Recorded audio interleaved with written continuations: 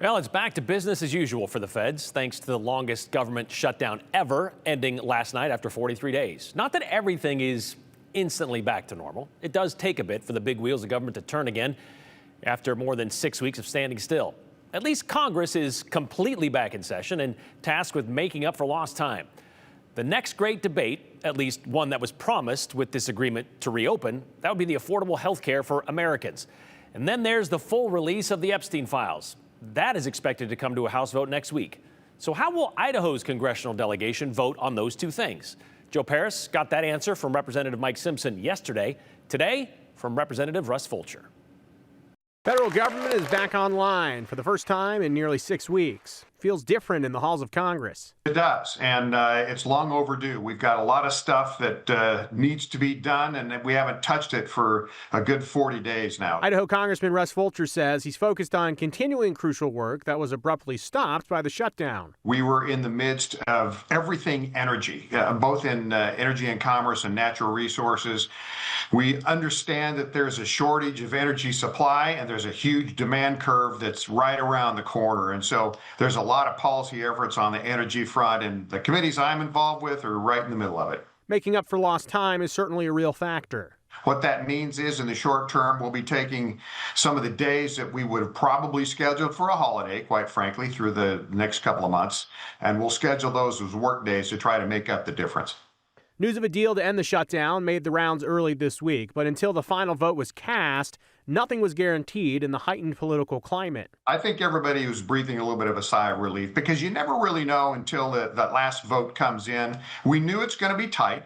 There's going to be a 1 or 2 vote margin. That was the way it was, of course, on the Senate side. That's the way it worked out to be on the House side. And I think everybody's breathing a little bit easier just to know that we're back to work. And honestly, you know, some of the groups that weren't getting paid, that was really getting bothersome. Some of our military folks and, of course, the flight controllers and all those things that have disrupted life for a while, which is just really good to get that back on track.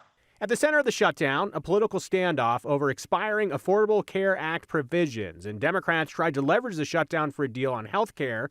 That didn't happen, so the debate continues. I think a lot of us are trying to figure out, hey, look, is the Affordable Care Act, is this a really good product that we can build our healthcare system around, or is it not? And with the increases that we're all seeing and how that system is working, that debate's going to be on the forefront. Democrats say the current subsidies of the ACA are necessary to guarantee affordable healthcare options for Americans. Republicans say the cost of the program has skyrocketed, and that demands fiscal change. The gross federal cost of ACA subsidies grew from $18 billion in 2014 to an estimated $138 billion in 2025, according to a nonpartisan review. And this is partly because enrollment has grown substantially from about 5.5 million in 2014 to an estimated 23 million in 2025. What we're trying to do right now is come up with other ways. Is what parts of that program can we insert more private competition? Where can we let the markets bear? Where can we release the power of a free market and create some competition and drive some prices down? I think that's part of where the answer will eventually go. The other thing is putting some of this control more in the hands of the consumer instead of just the rigid structure of some government program. Some things just haven't worked well over the last 10 years. And so we're trying to identify those things to make changes to make the system better. Another major topic in Congress, release of files held by the Department of Justice on convicted sex trafficker Jeffrey Epstein. The files really do need to be released, and there's a couple of different ways to do it.